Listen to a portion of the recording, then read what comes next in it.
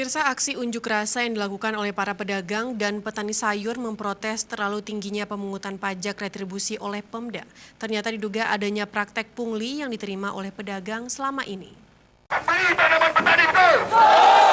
Kita tidak akan membeli lagi tanaman petani. Biar kita suruh Bapak Bupati, Bapak Dewan saja yang jual tanaman petani.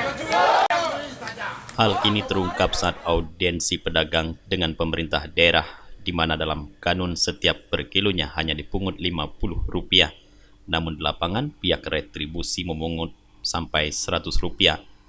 Beberapa hari lalu pedagang dan petani sayur Benar Meriah yang tergabung dalam Asosiasi Pedagang Sayur Benar Meriah sempat melakukan aksi unjuk rasa untuk memprotes terhadap tingginya tarif retribusi yang selama ini dipungut di perbatasan oleh pemerintah daerah setempat, sehingga pihak pedagang dan petani meminta untuk disesuaikan kembali agar pembeli tetap masuk ke Kabupaten Benar Meriah dan tidak merugikan.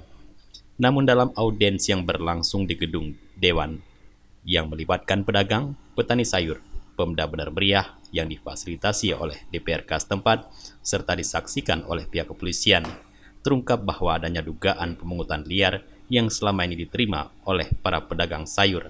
Hal ini diketahui setelah Kabag Hukum Pemda Benar Meriah membacakan kanun retribusi tanaman hortikultura yang besarnya hanya Rp50 dalam per kilogramnya.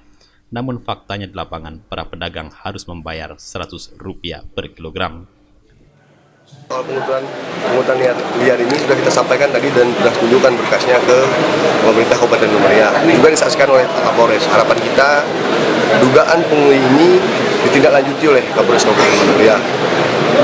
Apa ada benar atau tidaknya punglinya, faktanya sudah kita sampaikan. Kita pun dari pihak SM bersama rekan-rekan pedagang dan petani akan terus mengadvokasi hal ini sampai menemukan kebenaran atas dugaan pungli ini.